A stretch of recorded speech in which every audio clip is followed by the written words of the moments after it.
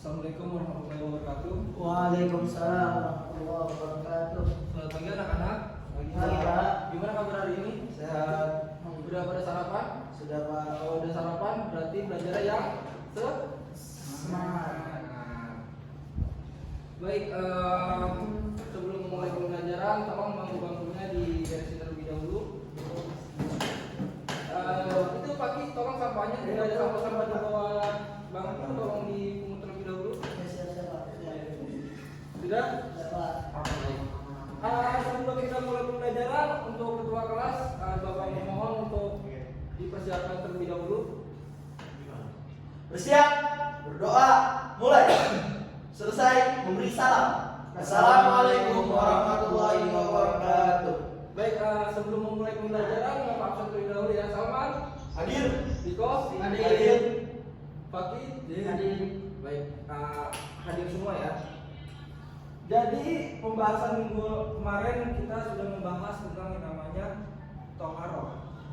Sekarang kita masih di bab toharoh, yaitu bertayamum.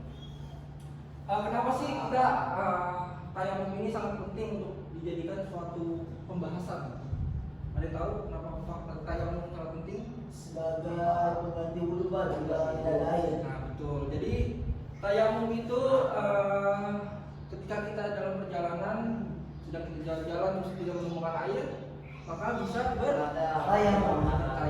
Jadi udah nggak bisa lagi tuh kayak nggak ada air mau sholat. Jadi harus melaksanakan kewajiban. Jadi udah nggak ada alasan lagi ya. Ya, Pak. Sebelumnya ada yang tahu nggak pengertian tayamum itu apa? Ya udah. Diko tahu? Nggak tahu, Pak. Tapi tahu syarat-syarat tayamum? Saya lupa, Pak. Lupa. Saya lupa. Baik, nanti Bapak Saya berikan pembahasannya ya. Jadi di sini ada tujuan pembelajaran, yaitu setelah mengamati, menanya, menyimak video, serta mensimulasikan, siswa dapat mengetahui tentang tayamum dan dapat mengetahui tata cara bertayamum yang benar. Jadi nanti di akhir pembelajaran Bapak akan tayangan videonya. Nanti salah satu dari siswa Bapak suruh maju ke depan untuk mensimulasikan. Nah, di sini ada pengertian tayamum. Jadi tayamum itu secara bahasa berarti bermaksud atau al-qasdu. Bermaksud apa? Bermaksud menggantikan air dengan debu, tetapi dengan debu-debu yang suci. Sementara menurut syara itu mendatangkan debu yang suci sampai ke wajah dan kedua tangan sebagai ganti wudhu, mandi atau membasuh anggota dengan syarat-syarat tertentu.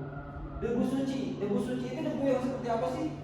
Tidak ada najisnya, Pak. Suci, betul. Jadi debu suci itu debu yang tidak ada najisnya, dan debu suci itu debu yang tidak tercampur dengan benda-benda suci lainnya. Contohnya debu tercampur dengan kotoran itu tidak boleh dipakai. Nah, dalam surah Al-Maidah ayat 6 itu dijelasin bahwasanya ketika kita sedang sakit, ketika kita sedang dalam perjalanan, juga di situ sudah dijelaskan dasar-dasar hukumnya, bahwasanya ketika kita ingin bersuci tetapi tidak menemukan air, itu maka basuhlah mukamu dan basuhilah kedua tanganmu dengan debu-debu yang suci atau debu-debu yang baik.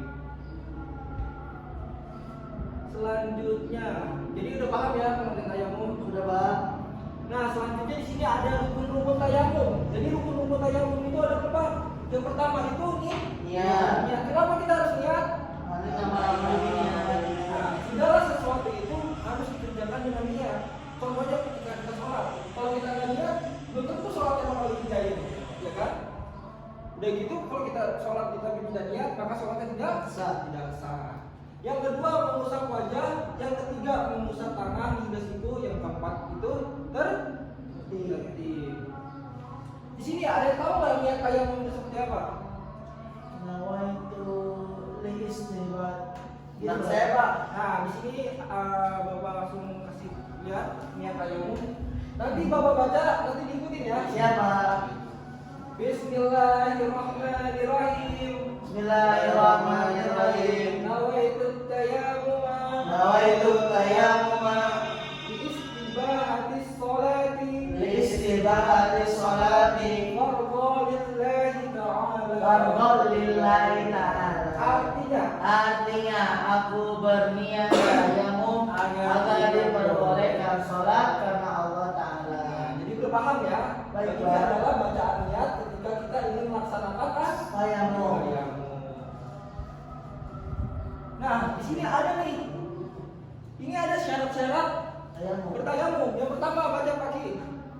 Yang pertama ada udzur karena sakit. Nah, ketika misalkan kaki sedang sakit, terus ketika menggunakan air maka sakitnya tambah parah, itu dianjurkan untuk bertayamum. Yang kedua, Riko, baca Riko. Sudah mencari air sebelum mengerjakan tayamum. Nah, jadi kita cari air dulu nih sebelum mengerjakan tayamum. Jangan tayamum dulu baru sholat. Itu nggak boleh. Jadi ketika kita sedang ingin melaksanakan sholat dan kita mencari air terlebih dahulu, tetapi air tidak dapat, itu boleh menggunakan tata cara tayamum. Yang ketiga sama baca. Memiliki air tetapi dibutuhkan untuk hal yang lebih penting seperti minum dan Jadi ketika air kita tinggal sedikit, walaupun bisa digunakan untuk bersuci atau berwudu, tetapi ketika kita lebih membutuhkan atau makhluk lain lebih membutuhkannya, oleh karena itu berilah ke Membutuhkan. lebih membutuhkan. Jadi bertayamum saja tidak apa-apa. Yang keempat, menggunakan debu yang suci, kering dan berhamburan, tidak menggumpal. Kenapa menggunakan debu yang kering? Kenapa tidak boleh menggunakan debu yang basah dan menggumpal? Kalau ngumpal kayaknya tergantung apa ini. Nah iya. Kalau misalkan pakai debu yang basah, itu mukanya jadi Cemong. cemong. Kalau cemong bukan yang bersuci malah Kotor. kotor. Yang kelima, tayamum sekali sembahyang apabila sholat fardu. Adapun untuk sholat sunnah maka sekali bertayamum boleh digunakan sehendaknya. Nah, jadi ketika Riko ingin sholat zuhur. Nah, Riko bertayamum karena tidak ada air. Nah, ketika Riko ingin sholat asar, itu maka tayamum lagi. Jadi satu tayamum untuk satu sholat fardu. Tetapi kalau misalkan Riko nih pengen sholat sunnah nih, itu boleh, tapi sesedapnya aja.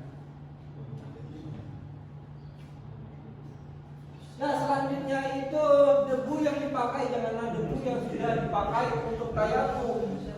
Itu nggak boleh, itu namanya debu Mustakal. mustakmal. Jadi misalkan kita nih, ini di sini ada debunya nih, Iya. kita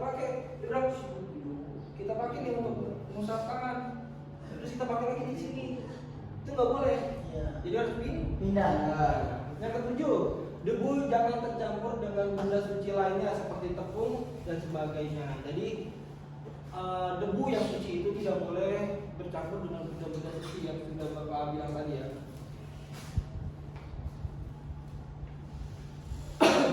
Selanjutnya itu ada hal yang membatalkan tayamum. Coba baca.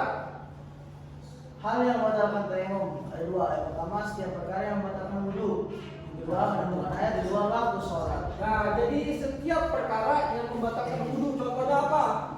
Kentut, terus memegang salah satu dua jalan mahram, Ya, terus tidur, makan. Nah, betul. Dan kedua, menemukan air di luar waktu sholat. Ketika kita sudah aja nih, terus kita sudah bertayamum, terus kita jalan menemukan nih air. Nah, tayamumnya batal, maka menggunakan air Air yang terlalu sholat. Itu ya, paham ya? lagi presentasi. Nah, di sini ada video tata cara bertayamum yang baik dan benar. Tolong diperhatikan ya. Rusak wajah secara lebih umum setelah orang yang bertayamum mengambil debu di tangan sebelum diusapkan ke wajah, dibaskan atau debu yang ada di tangan. Nah, jadi ketika kita sudah mengambil debu seperti ini, cara membersihkan debu-debu yang besar dengan cara dihentakan. Dan cara mengusap tangannya itu dari sini. Iya. Dari sini kita tarik nih. Wah, habis seperti ini. Ya, siap. Paham? Paham. Nah, baik. Nah, sebelum Bapak akhiri pada pembelajaran hari ini, Bapak ingin memanggil nih satu siswa untuk maju ke depan untuk mensimulasikan. Silakan, Riko. Iya. Praktek tayamum Pak ya? Ya, coba simulasiin tata cara bertayamum. Yang pertama itu kita niat Pak. Nah, jadi seperti apa tuh? Nawaitu liistibahatis sholati. Nawa itu tayamum. Nawaitu tayamuma liistibahatis sholati fardholillahi ta'ala. Nah, lalu Lalu kita letakkan tangan kita ke tempat yang ada bunyinya Pak. Terus ini. Yang pertama kita muka, posisi muka. Ya begini Pak. yang kedua, Kalau sudah dipakai kita pindah. Kita gerakin dulu. Iya, siap. Kedua. Ya, betul. Kita gerakin. Ya. Lalu putar Pak. Tangan. Coba gimana? Yang kanan, yang tangan kiri untuk tangan kanan. Ini Pak. Nah, bagus bagus. Nah, ini gini siap. Masih Pak. Tangan dong, Riko dong. Jadi itu adalah tata cara bertayamum yang baik dan yang benar. Nah, sebelum Bapak akhiri, apakah ada yang bertanya? Nah Pak, sudah paham. Nah, coba kalau ada yang bertanya, Bapak akan bertanya. Coba Riko, apa pengertian tayamum? Tayamum itu sebagai pengganti kalau kita tidak ada air. Jadi pengganti buat kewajiban kita di sholat. Oh, pintar, betul. Salman, apa saja syarat-syarat bertayamum? Sebutkan 3 saja. Tidak ada air, Terus, sakit, apa lagi sih? dan perjalanan. Yang di perjalanan tapi dia menemukan air Iya, atau menemukan air. Membutuhkan makhluk. Ya, makhluk lain lebih membutuhkan itu bukan yang bertayamum. Jadi Tiga, mengusap wajah secara menyeluruh. mungkin itu saja pembelajaran hari ini. Besok kita akan mempelajari tentang tata cara membersihkan najis. Ya siapa? Nah, untuk tugasnya itu yaitu membuat video tata cara bertayamum dan upload di YouTube. Ya siapa? Baik, untuk ketua kelas.